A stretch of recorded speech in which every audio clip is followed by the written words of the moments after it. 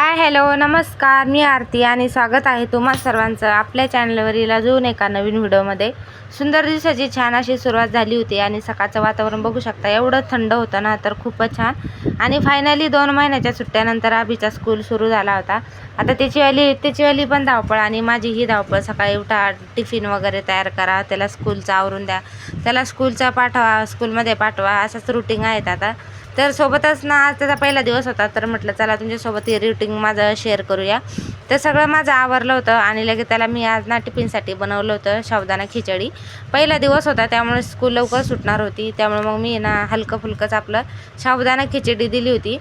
सोबतच नाही तर यांचा बी डबा तयार केला होता, यांना डब्याला बी ना वड्याची भाजी आणि छान अशा चपात्या बनवलेल्या होत्या। तर मग फायनली माझा सगळा स्वयंपाक वगैरे झाला होता। मग आबीला बी उठवलं आणि त्याची ही तयारी करून दिली। मग त्यांनी पण त्याच्या हातानेच त्याची तयारी केली। आता आज त्याच्या हाताने युनिफॉर्म वगैरे घातला, स्कूलचे शूज घातले, नाश्ताही केला आणि इथं त्याची तयारी झाली होती।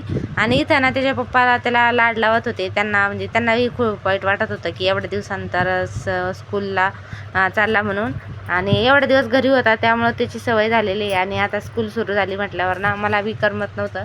मग त्याने ना इथं देवाचा आशीर्वाद घेतला आणि लगेच स्कूलला निघाला।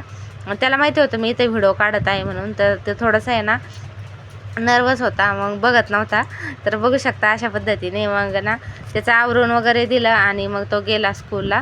तर फायनली तो गेला होता स्कूलला आणि तो गेला ना, तर मला घरात अजिबात करमत नव्हतं। घर एवढं मोठं लागत होतं ना। आता 2 महिन्याच्या सुट्ट्यानंतर तो आज पहिल्यांदाच शाळेत गेला होता, त्यामुळे मला आहे ना खूप असं वाईट वाटत होतं। तर एवढ्या दिवस घरी होता आणि त्यानंतर मग आज गेला, तर करमतच नव्हतं। अक्षरशः मला रडायला आलं की म्हणजे थोडंसं मला खूप वाईट वाटलं की आता गेला म्हणून स्कूलमध्ये। तर मग तो गेला आणि मग मी ना इथं बाकीचं काम होतं ना ते आवरून घेतलं, कारण की तो स्कूलला गेला। मग बाकीचं सगळे कामं राहिले होते, फक्त टिफिन वगैरे झाला होता आणि मग लगेच ना बाकीचे हे कामं होते, पसारा वगैरे, भांडी वगैरे, ते सगळं आवरून घेतलं मी, कारण की त्याची आज शाळा आहे ना लवकरच सुटणार होती। तर मग त्याला घ्यायला मला लवकरच जावं लागणार होतं, त्यामुळे म्हटलं सगळी कामं उरकून घ्यावी आणि मग जावे। तर मग इथं तेच मी सगळे कामं आवरत होते। तर थोडे करून ना मी ते सगळे कामं उरकून घेतले। मग कपडे, भांडी, फरची वगैरे सगळं झाले। मी पूर्ण ब्लॉगमध्ये काय दाखवलं नाही।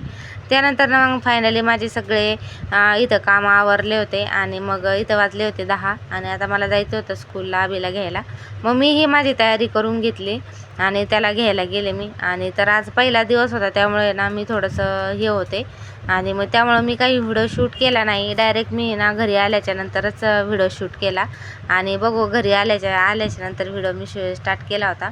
तर इथं चालू होतं त्याचं कपडे चेंज करायचं, त्याचा स्कूलचे युनिफॉर्म, आणि थोडंसं त्याला त्याचे फ्रेंड आलेले नव्हते त्यामुळे थोडासा नर्वस होता, सांगत होता की मामा मला करमलं नाही म्हणून। आणि मी बी त्याला आहे ना खूप, मला बी असं भारी वाटलं लवकर स्कूल सुटली।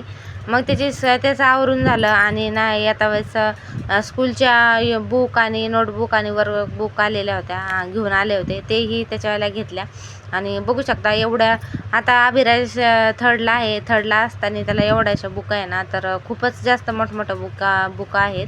आता इंग्लिश मिडियमचं म्हटल्यावर थोडंसं हेच असतंय त्यामुळं, आणि खूप साऱ्या बुक होत्या, दोन्ही पण फर्स्ट सेकंड सेमिस्टरच्या दोन्ही बुक होत्या, सोबतच बॅगही भेटली होती।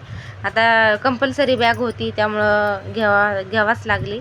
मग सगळे बुक वगैरे त्यांना कवर वगैरे लावले आणि नाव वगैरे टाकून दिले सगळे। आता हीच त्याची, आता उद्यापासून, आज पहिला दिवस होता तेव्हा तर काही शिकवलं नाही, मग उद्यापासून मग स्कूल स्टार्ट होणार होती, म्हणजे रेग्युलर त्याचा टाईम टेबल, अभ्यासक्रम। तर त्यामुळं मग आज ना त्याचं सगळं आवरून दिलं। आणि इथं तुम्ही बघू शकता एवढे मोठे बुक आहेत ना, तर याची किंमत तुम्हाला दाखवतो मी। एका बुकची किंमत ना 700 ते 750 रुपये एका बुकची किंमत आहे।